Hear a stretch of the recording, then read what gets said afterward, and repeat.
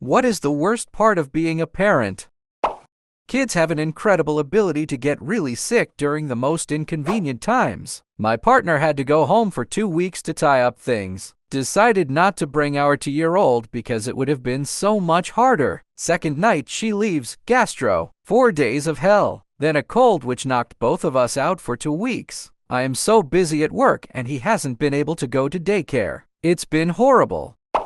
When I was a kid I never got sick, but I faked it so much. As an adult I legit never get sick. I haven't been to an urgent care for anything other than injuries in over a decade. But I would just occasionally act sick as a kid, rarely enough so my parents would believe me. Karma has only reared its head my senior year of high school. I got the flu. I had never felt like that in my life. I thought I was dying. A well and a half later, when I was about to go back to school, I woke up and looked like the Elephant Man. My lymph nodes were swollen so large I had knowing neck, 6'1", skinny as at the time. My mom took me to the ER. It apparently wasn't that deep. I had something called lymphadenitis, or somewhere my lymph nodes swole up. I haven't been notably sick since 2008. Long story to say, my mom had to babysit my 17-year-old sick for like 3 weeks total. My mom told me a story about my 2 older siblings. My parents bought tickets to see the Nutcracker at the Pacific Northwest Ballet Company. My sister, 6'7", went to classes there and loved ballet, and my brother was real young, 3'4". My brother got chicken pox about 2 or so weeks before the show, but my sister didn't show any signs. Apparently, the doctors tell you if your kid doesn't show any signs of it within 14 days or so, then they don't have it and aren't getting it. Something along those lines. But my sister suddenly had the spots on the last day of that quarantine, which was the day of the show. My mom still talks about it to this day and says the same thing. You guys always had horrible timing when it came to being sick.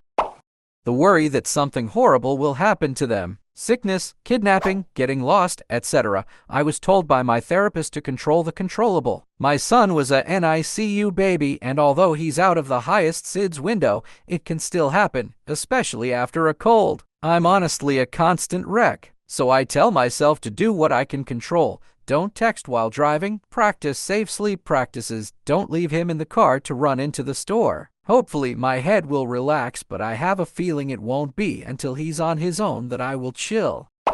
Figuring out 3 meals, 8,000 snacks, 1,000 activities, and settling for the fact they won't like, want, or do any of them. Food stuff is easy enough. If they try and back out of a meal that they asked for, they don't get a replacement meal. Missing one meal that they asked for isn't going to hurt them. If I cook something specific by request and they don't eat it, they are on their own. For kids under 5, you handle it a bit differently, obviously. My kids are teens at this point. Snacks go the same way. They want a different snack? Sure thing, but they have to finish off the one they asked for first. Don't get them lame snacks that you think they may like unless you are okay eating them yourself or watching them go bad if they did not ask for them. Activities are a little more difficult, especially when you have multiple kids. The trick is to cultivate friendships with other kids, and then they will want to do activities together. That will get them a variety of stuff to do. They will latch on to something that is them and roll off of things they don't like. Act accordingly. You will only really be in trouble if you have a highly intelligent, motivated, very bored kid who doesn't play well with others. They tend to find something to do. You might be lucky, and what they find to do is not destructive. Good luck with that.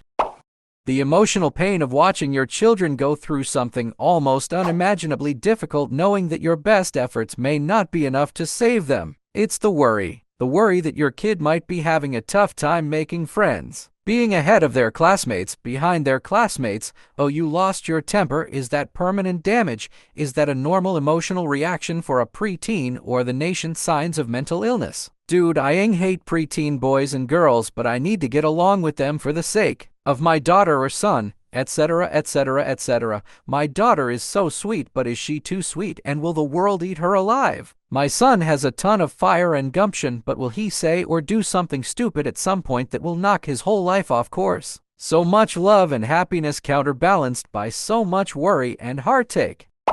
We unknowingly rescued a very sick dog last year. When we got the dog to our vet for his doggy checkup after adoption, he had so many organ failure issues it was shocking. There were many other issues with him as well. As a family, we decided we'd take the best care of him we could, and we began doggy hospice immediately. So many prescription medicines, a special diet, herbal meds, for fluids, and many vet visits later, we finally had to put him down because he stopped eating and drinking. We tried everything, but he was ready to go to pup heaven. Our upper elementary-aged daughter loved him so much. They had a special little bond. When our vet said our pup had passed, our daughter belted out, "No," and then gently placed her body over the dog. The amount of pain our daughter was experiencing at that moment is something I cannot explain. I know that it's important for kids to learn how to cope with grief, but as her mom, it was and still is so painful. We have discussed grief, she has a counselor, and we are a very pro-mental health family. She will get through this, but as a parent, that memory is in my mind forever.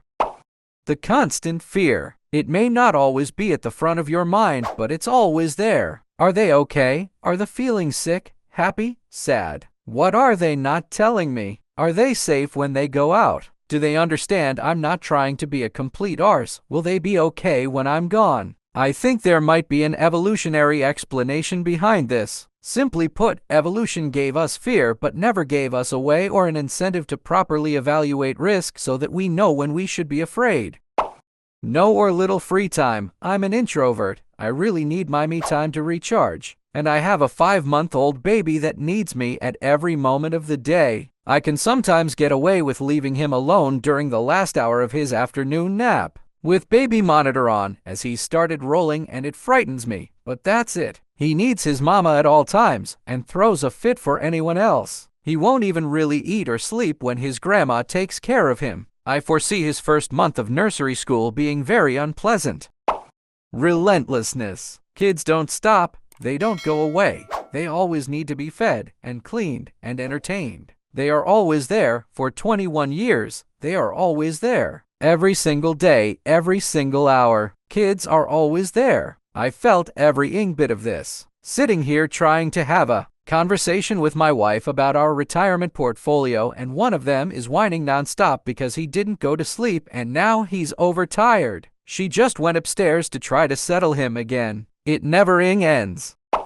Lack of sleep impacts your ability to do everything else, so that's going as number 1. Number 2, for me, is that sometimes when they're having a full-on breakdown because they don't want to get in the bath they have literally every day on the one day you actually have to be somewhere, I look at them and really miss only taking care of me. I still love them, do not regret them, would never ever tell them, but they make things so much harder than it needs to be because they do not give a crap about any priorities other than their own. When that happens, I do some deep breathing and remind myself that they're just little kids. Of course, they don't care about making other people wait. The lack of sleep thing is so real. I was really suffering with some wild intrusive thoughts when my daughter was a few months old. She would cry and my brain would tell me to drop her down the stairs or throw her down in her crib or bash her head against the stairs. I was terrified of my own mind. I started counseling, but what really helped was the first night I got more than 4 hours of sleep in a row. I woke up like a whole new person. I felt lighter and so full of energy. It is truly mind-blowing how much a lack of sleep can impact your life. Honestly, it is the lack of a few minutes to yourself for contemplation. I live in a multi-generation household, and having other people in the house to watch the kid for a few minutes or hours here and there is honestly the secret to enjoying parenthood. Kid does weekend mornings with grandpa and grandma while we sleep in a little, and it literally makes the sky seem bluer and the sun brighter.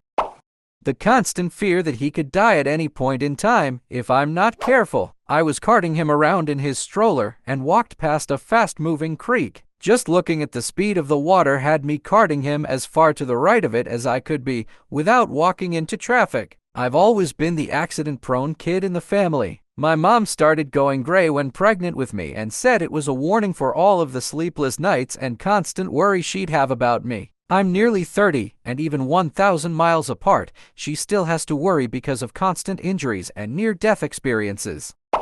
Right now, for me, explaining the concept of death to my 3-1-2-year-old. My mill is having their senior dog put down this week, and we have to explain, gently, that kiddo is going to go to grandma's this week and the dog who has been there her whole life will be gone and grandma is going to be sad. Also, the constant worry and anxiety. That eats you alive. But then you look at them and snuggle them and realize you built a person, and my God is amazing. It's a love you will never be able to explain.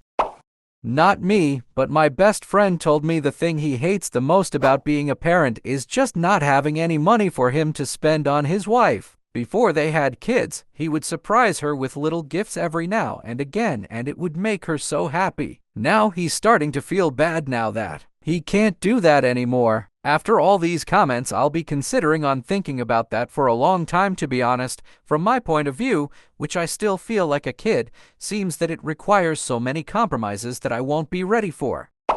Knowing that I'll never truly be free again, I will worry about my child until the day I die. The worry is why I won't have kids. My parents both have anxiety and depression due to past trauma. I'm 41 years old and my mom still freaks the out over. Worry about everything I do. It led to me moving far away and not telling her much about my life. I love my parents, but their anxiety over something happening to me prevented us from being close, and it didn't help their already crazy anxiety issues. If I had a kid, it would be the same. I don't want anxiety taking over more of my life. It's hard enough as it is.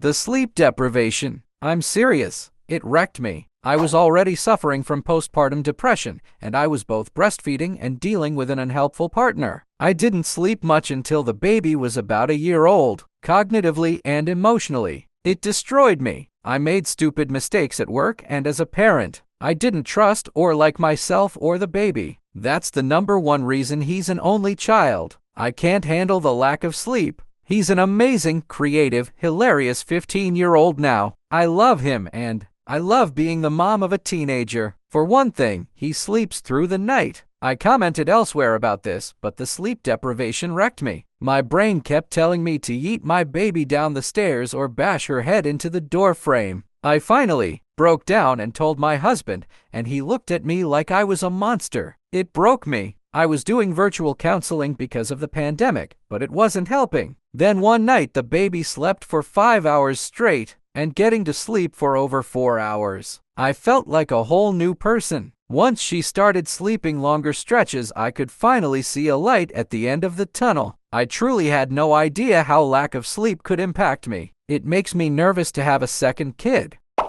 It depends what you are already lacking in life. Don't have a lot of money? Wait until daycare builds it up. Don't have a lot of free time or get much sleep? Welcome to being a zombie for a few years. Don't have much patience? You will be tested with every fiber of your being to shake your baby when it won't stop crying. You absolutely cannot do this, by the way. It's better to put it down in a safe spot for a few minutes till you can do a few deep breaths and calm down and come back a bit more level-headed. Have a difficult time agreeing with your spouse on plans or values? Get ready for divorce or eternal resentment. Not much of a life? Welcome to celibacy. My daughter is the light of my life, and I have so much joy with her now that she sleeps through the night and has a personality, but being a dad is hard, and I occasionally find myself in a panic attack because I'm nervous as for what the hell I'm gonna do in August when the new one is born. We are privileged in many ways, but it's still so hard.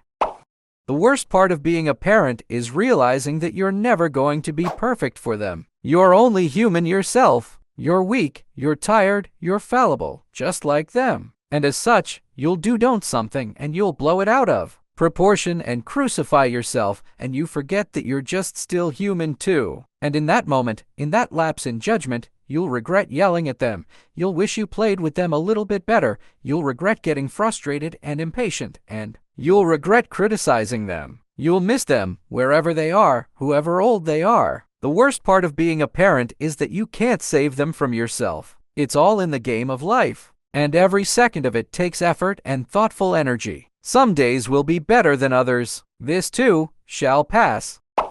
The boring parts are horrible. I remember the last self-maintenance things I had to assist my son with: tying his shoes and checking, wiping his bottom after pottying. It's just over and over. I've became a slob since we brought the boys home. Oh, I have to sterilize the bottles again. Didn't I do it like 10 minutes ago? No, that was 10 hours. And he's crying for a pacifier. Again. Himself and crying. Again. Needs a diaper change. Puked in the bed and I need to clean it. Again. And change him. Again. Puked in the bed. Clean it. Again. Spit out pacifier. Again. Okay, quiet for a while. Let's have some quiet time for each other over a nice hot cup of energizing G coffee. Just finished brewing it, and he doesn't want to be in the crib. Need to lug him around for a while to get him to stop whining. Now the stars have aligned and they're finally asleep. I'm well aware that I smell like a run-over wombat in the clothes I've been wearing for 3 days,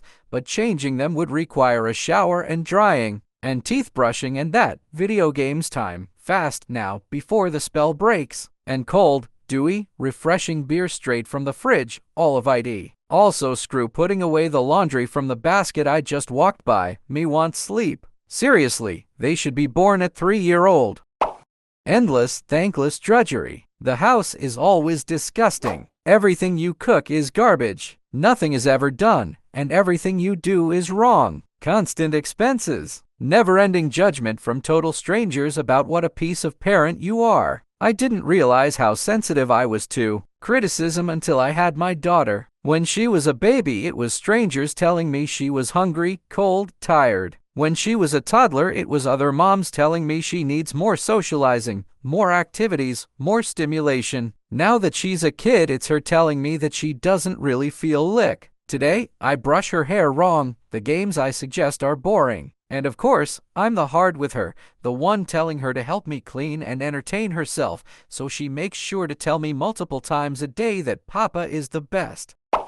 I recently had to explain to my 5-year-old that her grandma, my mom, died because she was very sick. She lived with us for over a year because she had cancer and I was caring for her. My daughter has been getting a hold of my phone and calling my mom's phone to leave her voicemails. This is the first person close to her that she has lost. It hasn't really clicked yet, but when it does, it is going to be absolutely catastrophic. Explaining death to a child is excruciating, especially when it is or was someone who was around often and so close to them. I have never had to do this before, and I truly hope I never have to again, though I know that isn't realistic. I'm sure there are worse things, but this is the worst thing for me currently. If you suddenly not become a parent. My daughter's little friend, who we hadn't seen in about 2 years, was ed by a drunk driver while on his bike. I think about that boy and his parents every night and many mornings. It's one of the first things that occurs to me. No matter how much parenting has got me worn out, I think of that boy's mama and how he was here and then gone while she was napping and he was playing with his daddy. It crushes my heart, and I can't even think of it happening to my own child. She is absolutely broken. I've raised 2 to adulthood. Your children become your raison d'etre no matter how determined you are to carve out space in your life for you. They burrow into your soul. The hardest part? When they go, the first time you walk into that empty room. When it hits you that it's over. I have one typical super bright little boy, and one little guy with special needs and developmental delays. They are both little, but I think about this a lot. It hurts equally to imagine my first son leaving and being out in the world all alone, and to know my second son will never leave. Some days, due to any factors, no energy, stress due to finances, etc., you just can't deal with them. You don't have the energy to play with them. Any small things will irritate you so much that you will yell at them for stupid reasons. You'll tell them to play alone to stop disturbing you. They double you, and you will feel so much like afterward. You will feel like you failed, but you mentally could not deal with them. But they are young, and you are the only thing for them, so you will have such a big failure feeling. Those days are the worst. You already feel like due to outside factors, and then you add on top of that the feeling to fail as a parent.